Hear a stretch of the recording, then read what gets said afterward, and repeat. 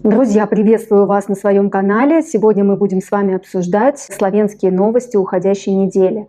Для тех, кто впервые заглянул на мой канал, меня зовут Хельга, и на своем канале я рассказываю о жизни в Словении, даю полезные советы и также говорим в целом о жизни в Европе.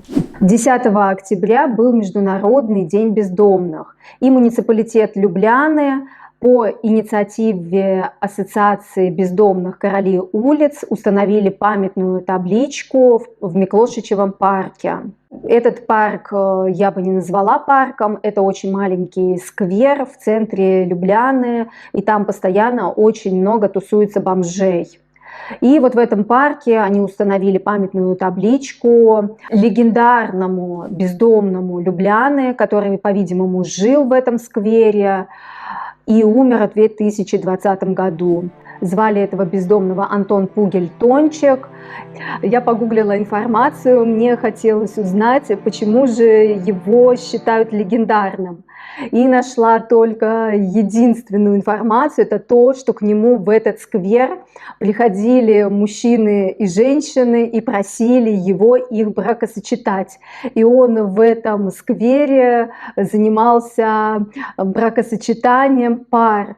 То есть он, видимо, выполнял функцию священника. Не знаю, насколько много было желающих. Например, я бы точно не хотела, чтобы меня бракосочетал бездомный. Хотя, наверное, это было бы недорого и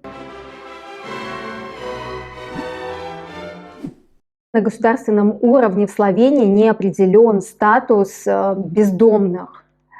И нету четкого алгоритма, который бы помогал бездомным. Вся помощь бездомным держится на помощи волонтеров и различных ассоциаций. В Любляне планируют начать строительство нового приюта для бездомных только в конце следующего года. Нужно создать алгоритмы на уровне государства, которые бы помогали бездомным в социальной сфере, в сфере здравоохранения, а также в жилищной сфере. И сейчас идет много разговоров о том, что нужно брать пример с Финляндии, что в Финляндии этот статус давно утвержден, и идет четкая помощь бездомным на государственном уровне. Надеюсь, что Словения сможет поступить подобным образом. Кстати, о жизни бездомных вы можете посмотреть в моем репортаже, вот перейдя по этой ссылке.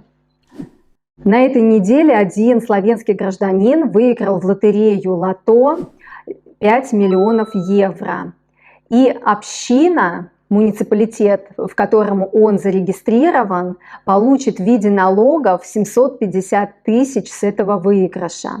На самом деле словенцы очень любят играть в лотерею. А вот эта лотерея, которая называется «Лото», она самая-самая популярная в Словении. Сыграть в эту игру очень легко, достаточно купить лотерейный билетик и разгадать случайным образом выпавшие цифры. Каждую неделю в игре разыгрывается до 20 тысяч выигрышей, а за 60 лет работы она произвела уже более 60 миллионеров в Словении. За последние 10 лет игроки в лотерею получили чуть больше 306 миллионов евро. На самом деле звучит как реклама «Лото». Сама я никогда не играла, не играю и не планирую играть в азартные игры, и вам не советую. Словенские ученые разгадали причину возникновения огромного града, который выпадает в последние годы в Словении. Одна такая градина может быть больше, чем куриное яйцо. И вот ученые заинтересовались, почему таким аномально огромным стал град в последние годы. Изучив элементы града под микроскопом и со специальным каким-то очень сложным оборудованием, они увидели, что в состав этого града входит микропластик.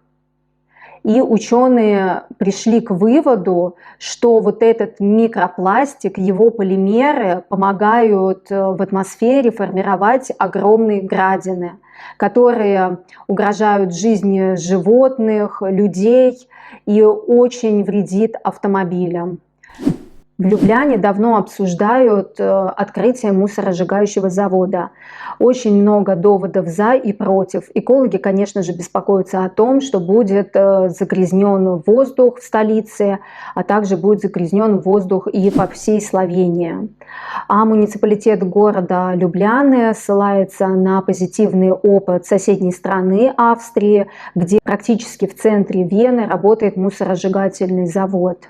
А также мэрия города Любляны очень волнуется и хочет, чтобы Любляна была независимой в энергетическом плане. И если откроют мусоросжигающий завод, то Любляна станет независимой от внешних источников энергии на 70%.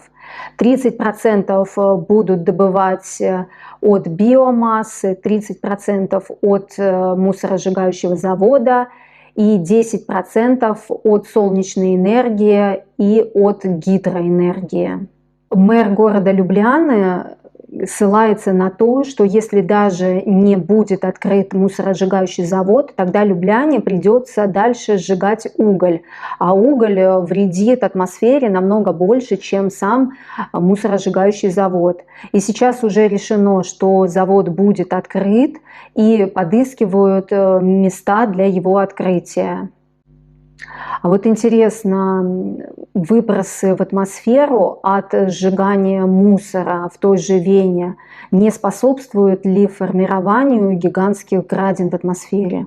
Ведь когда сжигаешь пластик, его частицы попадают все равно в атмосферу. Или, может быть, я ошибаюсь, если есть среди вас специалисты по сжиганию мусора, то, пожалуйста, напишите свое мнение в комментариях.